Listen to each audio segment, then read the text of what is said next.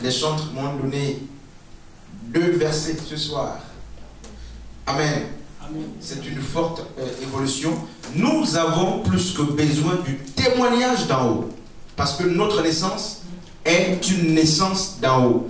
Et il faut que le témoignage vienne aussi, n'est-ce pas, de celui qui reste en haut. C'est une affaire spirituelle. Et donc les hommes qui regardent aux apparences vont se tromper. Alors quelqu'un d'autre, une autre chantre. Vraiment là c'est le chantre. Notre chantre pour nous compléter ce qui a été dit. Donc, on te parle, tu n'étais plus là, tu étais malade, occupé, bref. On a parlé, mais on va évoluer prochainement, tu as beaucoup à dire, c'est bien.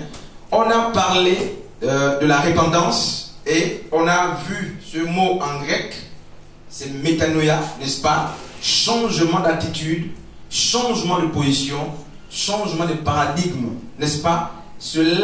L'inspiration, n'est-ce pas, mentale. Et on a dit qu'on ne peut pas se repentir 2 fois. Ça, c'est une erreur grave. On ne peut pas se repentir 2 fois. Et pour ceux qui sont là, ils savent de quelle repentance je parle. Donc, la repentance en tant que, n'est-ce pas, devenu fils de Dieu n'a rien à voir avec le retour lorsqu'on a failli quelque part. Parce que très souvent, les gens culpabilisent.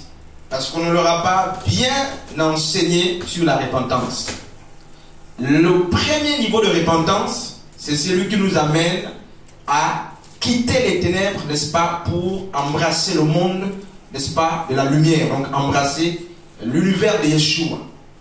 Une fois cette action est posée, vous êtes dans la repentance. On parle de la repentance. Et dans Actes chapitre 2, à partir du verset 36 à 39, le credo chrétien dit quoi? Pour naître ou pour appartenir à Dieu, Pierre a dit, repentez-vous, faites-vous baptiser, n'est-ce pas, pour le péché, repentez-vous pour la rémission des péchés, faites-vous baptiser, et vous recevrez le Saint-Esprit. Voici le credo, n'est-ce pas, des protestants et de toutes les assemblées. C'est un credo qui est un principe universel. Mais nous sommes de plus en plus enseignés pour se rendre compte que ces choses ne sont pas, n'est-ce pas, forcément la ligne ou la trajectoire que l'Esprit de Dieu prend pour engendrer quelqu'un, pour enfanter. Et ça fait que lorsque quelqu'un n'est pas baptisé, on a du mal à se situer sur sa naissance d'en haut. Et la seule chose pour laquelle on est sûr, lorsqu'il s'agit des frères et sœurs, c'est le baptême d'eau. Parce que à quel moment ils ont reçu le Saint-Esprit, ça, c'est l'œuvre du Saint-Esprit, c'est l'œuvre de Dieu. Et comment le savoir? Oui, ceux qui ont les yeux peut-être le sauront, mais l'Esprit du Seigneur qui rend témoignage à notre esprit que nous sommes enfants de Dieu est aussi le même, qui est capable de rendre témoignage que ce frère ne nous appartient pas. Et c'est facile, homme de Dieu, quand on voyage, de savoir que ce frère, cette sœur, est de la même nationalité que moi. Il y a des éléments justement qui ne nous trompent pas. Lorsqu'il parle le même langage que moi, la même langue que moi, et l'accoutrement, la culture ou le caractère. Ça fait que les Gabonais qui sont en France peuvent se reconnaître entre eux, même s'ils ne parlent pas forcément dans leur langue. Les habitudes. Et donc, ceux qui appartiennent, n'est-ce pas, au royaume de Dieu ont un caractère commun. Et dans Ephésiens 4, Paul dit, ils ont le même Père, le même Seigneur, un même baptême. Et ça veut dire que si nous sommes tous du royaume, nous avons en commun le caractère du royaume. On ne peut pas en réalité être confondu ou confus sur l'identité d'un frère. Sauf si l'Esprit de Dieu, n'est-ce pas, sauf si la personne est dans la duplicité ou l'hypocrisie. Mais un Gabonais, entre Gabonais d'abord, ils ont l'éthique nationale. On les reconnaît. Ils ont des valeurs communes. Bref. Alors, la dernière fois, je disais qu'il y a deux grandes notions qui parlent, n'est-ce pas, de la repentance. La première notion, c'est celle qui consiste à quitter les ténèbres pour la lumière. Tous ceux qui ont fait ce pas parlent de la repentance. Et dans cette alliance, je n'ai pas envie de m'attarder sur ça, et je pense que ce qu'on fera désormais, pour chaque point, un autre point. Pour chaque sous-points qu'on va développer. Un point sera développé par l'Église elle-même. Donc, on a vu la repentance. Et je disais, comme disait la sœur Joss, que pleurer à genoux dans sa maison n'est pas forcément un signe de repentance. C'est, n'est-ce pas, l'action qui consiste à nous coller par alliance à Dieu. Et c'est la puissance, n'est-ce pas, la parole qui nous engendre. C'est le Saint-Esprit qui nous engendre par la puissance de la parole. C'est ce qu'on appelle le repentir. Tout homme qui a véritablement réalisé cette action est dans la repentance. Où qu'il soit, quel qu'il soit, eh bien, il est repenti. Maintenant, lorsque nous avons failli, nous avons trébuché, n'est-ce pas? Ça c'est autre chose. Lorsque nous avons péché contre un frère, nous avons attristé l'Esprit de Dieu ou le Père, nous avons attristé, n'est-ce pas, un frère autour de nous. On parle aussi de repentance, mais cette repentance n'engage pas métanoïa. En miniature, on dira oui, ça c'est le retour. Et celui qui revient à n'est-ce pas, au point initial, dit implicitement qu'il s'était éloigné. Et cette repentance n'est pas la même que la repentance que prêchait Yeshua, n'est pas la même que la repentance que prêchait Paul et tous les apôtres comme Pierre. Pierre fait partie des premiers apôtres qui ont prêché publiquement, n'est-ce pas, après l'ascension d'Yeshua à Mashiach. Et donc cette repentance n'est pas celle qu'on demande aux gens ici, répentez-vous, sauf s'il y a des inconvertis parmi nous. Donc rien à voir. Et donc le niveau 2 de la repentance, c'est un petit chapitre. Vous allez vous-même et c'est votre jour.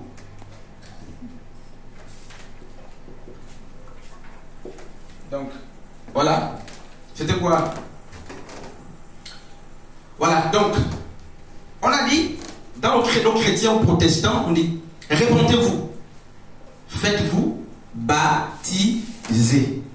Donc et vous recevrez le Saint-Esprit.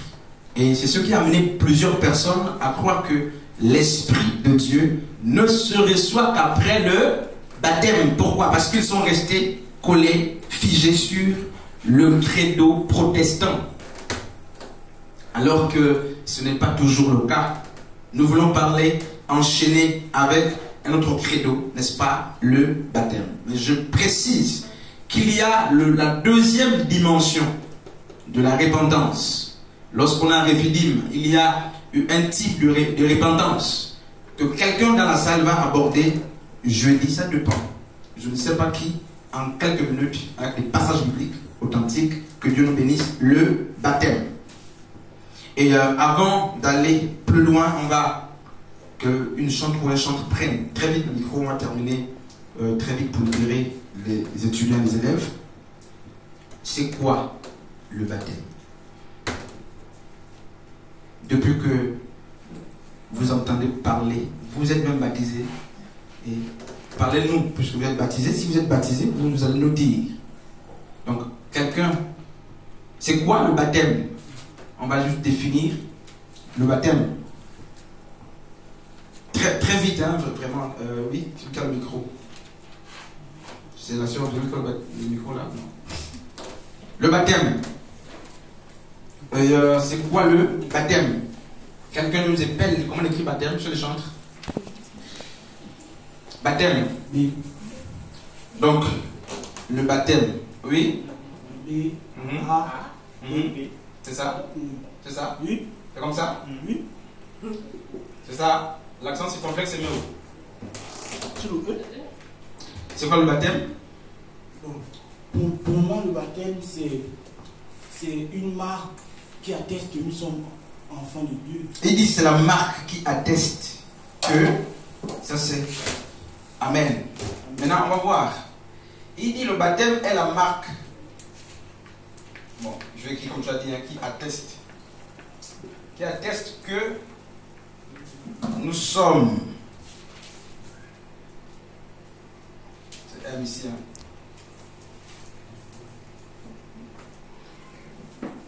Que nous sommes enfants de Dieu. Ça, c'est le frère Teddy.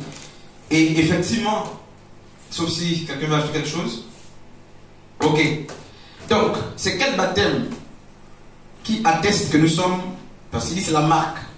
d'appartenance à Dieu. Ça, c'est ce qu'on t'a enseigné quand tu te fais baptiser. Qui t'a appris ça? Non, c'est pas pour t'embêter. Je veux être situé parce qu'il faut déraciner les mauvaises plantes là. N'est-ce pas? Et Sœur Chiron, on t'a enseigné aussi le baptême? Ok. Quelqu'un d'autre on a enseigné le baptême? Sœur Gaïla, on t'a enseigné le baptême? Je sais. À Dieu. C'est l'élément qui fait qu'on devient enfant de Dieu. Donc c'est par le baptême qu'on devient enfant de Dieu. Et il a grandi avec ça, il chante avec ça même à l'église. Ben on va vérifier. Et Sœur Jessica, Sœur Tendresse, tu fais quelque chose? Sœur Eustacie, et non, je ne vais pas que tu chantes. Tu n'es pas encore baptisé. Tu es baptisé. Pourquoi?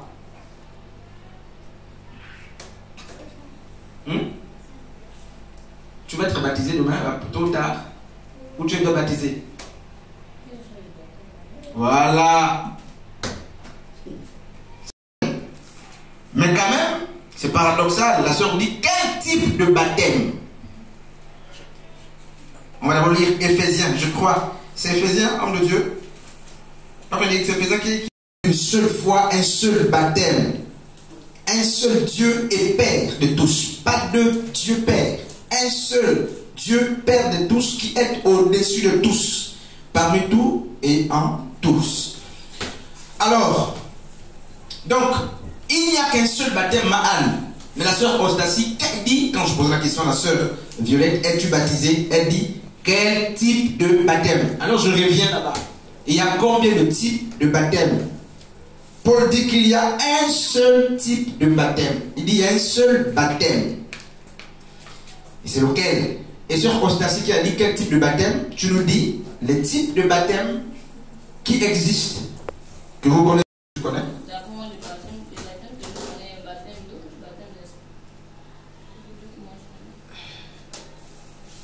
Baptême d'eau, c'est quoi? Et le baptême d'esprit, c'est ça? Ok, donc deux.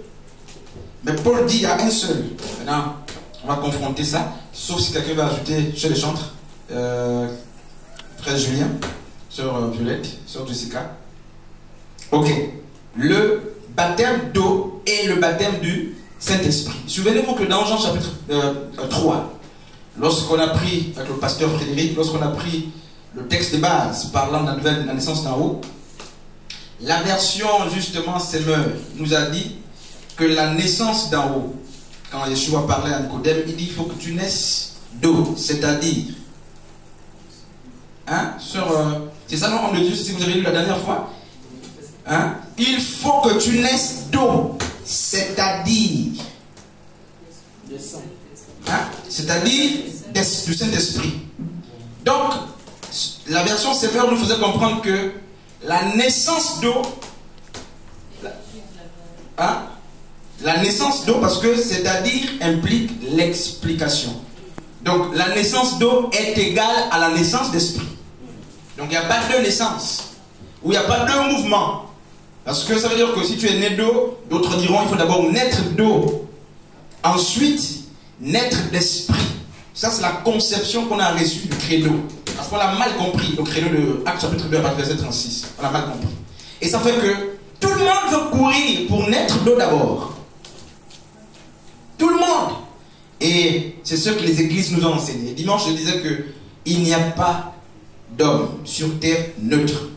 Il n'y a pas de chrétien neutre pour dire, moi, c'est vous qui êtes en train de me formater. Non, chacun est né dans l'utérus de quelque chose. Chacun est né, papa était déjà éveillé. Papa était catholique. Et l'enfant a grandi dans ça. Et donc, le baptême, d'abord, c'est quoi? La définition du baptême, c'est quoi? Sœur Eustacie, c'est quoi la définition du baptême? Parce que le mot baptême, là, c'est quoi? Le frère Tédé a dit, le contenu sémantique du baptême, c'est que le baptême signifie, c'est quoi? Il a dit, c'est la marque qui atteste. Il dit, c'est alors que la sœur Violette a dit dans, justement, on a lu Romains, chapitre 8, je crois, 16, Violette, la sœur Violette a dit, C'est l'Esprit de Dieu qui atteste. Il faut suivre.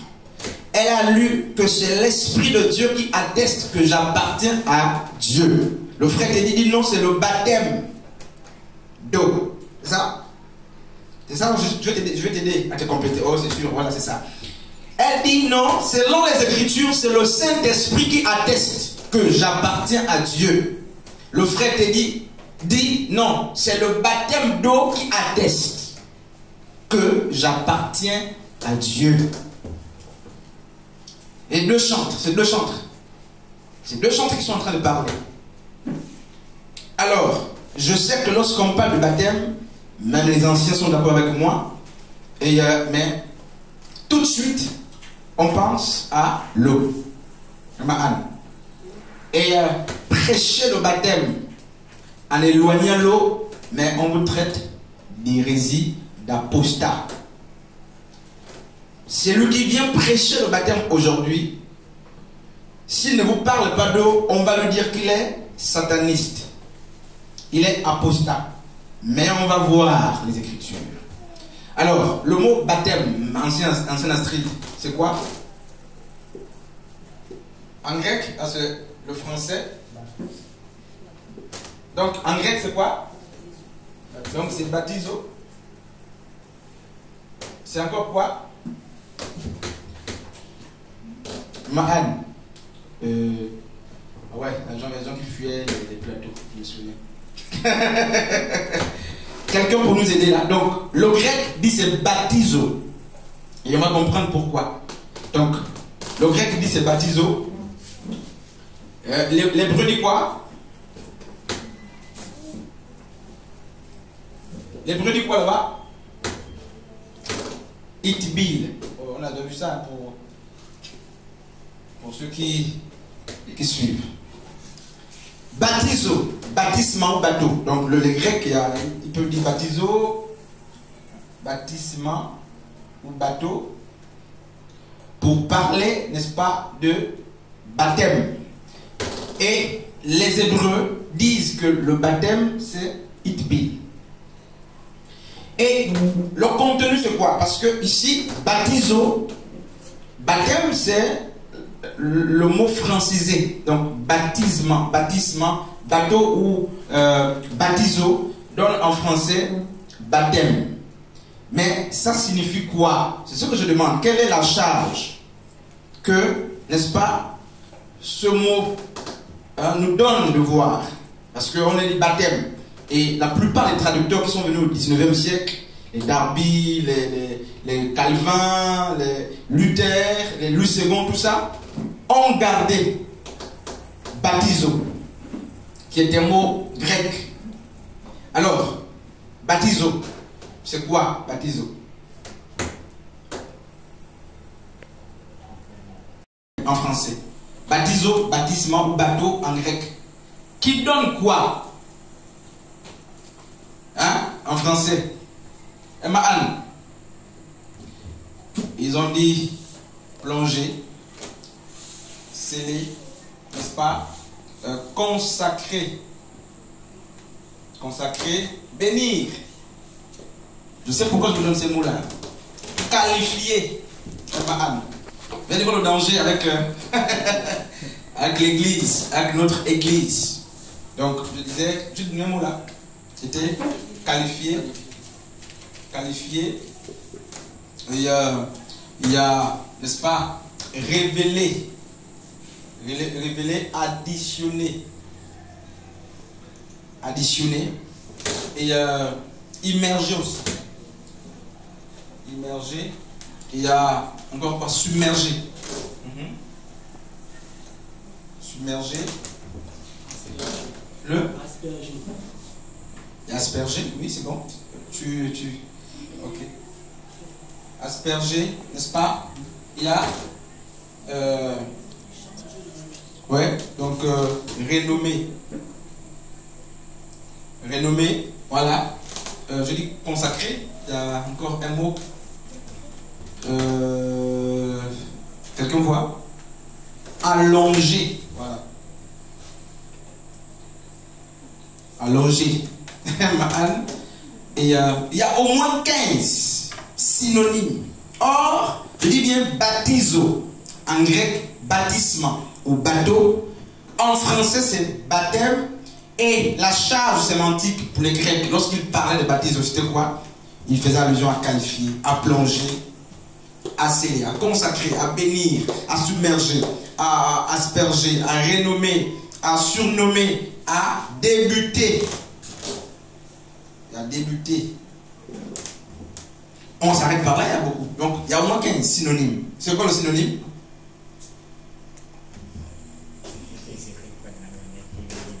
Voilà, ça c'est les cours. Le synonyme, les synonymes sont des mots, n'est-ce pas, qui renvoient à la même chose, mais dont l'écriture est différente. C'est ça, non? Voilà. Donc, quand quelqu'un dit qualifier, il parlait de baptisement, de bateau ou de baptizo. Donc, les Grecs, lorsqu'ils employaient, Maman Anne, le mot baptizo, ils parlaient de toute cette maison-là, toute cette série de mots. C'est cela. Et vous connaissez l'histoire. On va beaucoup faire quand même l'histoire de temps en temps. Rappelez-le, nous sommes à 20, à 18h30. Et il y a deux grands philosophes. Deux grands philosophes. Qui en 1800, donc 1881, c'est quel siècle? Les chantres Frère Julien. 1881, c'est quel siècle? On fait comment pour trouver le siècle? On fait plus 1 ici. Donc nous sommes au 19e siècle. Il faut connaître, c'est les cours, hein, c'est les cours l'église. L'âge. Donc le 17e siècle, c'est les années 1600. Ok, donc il y a deux grands philosophes, Westcott et son frère Hobbes, qui vont en 1881 restreindre la définition de baptizo en s'appuyant sur des textes perdus, n'est-ce pas? Et ils vont dire baptizo, qui donne en français baptême, va être réduit à quoi? Submergé. Donc, baptizo va donc être restreint en 3 mots. Donc, 3 expressions, 3 mots là-bas. Il y a submergé. Et il y a immergé là-bas. Et il y a plongé. Ça s'arrête là. Alors, tous les protestants, nous tous, quand on arrive, à partir, on dit bien, c'est en 1800, donc à partir du 19e siècle. Et on a beaucoup de nos éditions bibliques là, nos versions, à partir, ces grands auteurs-là apparaissent au 19e siècle. Et quand ils arrivent, il y a un travail de fond qui est fait par des aînés qui sont passés, qui, n'est-ce pas, ont scellé, restreint la définition de baptizo à ces 3 mots: submerger, immerger, plonger. Alors, ça fait que tous ceux qui baptisent enseignent le baptême selon ces 3 mots. Ils font comme plonge. Donc, pasteur, on ne m'a pas plongé. Ceux qui enseignent le baptême disent qu'il faut m'immerger. Il faut me submerger. On est resté collé là. Et Maman Anne, je nous laisse toujours la liberté et le soin d'aller fouiller. Et je nous ai posé la question la dernière fois, pour ceux qui étaient là. Trouvez-moi un texte qui dit que quelqu'un avait été plongé dans l'eau pour le baptême. Vous pouvez fouiller, même jeudi prochain, vous pouvez venir. On va en discuter. Alors, on va lire Matthieu chapitre 3. Matthieu chapitre 3. Matthieu chapitre 3, à partir du verset...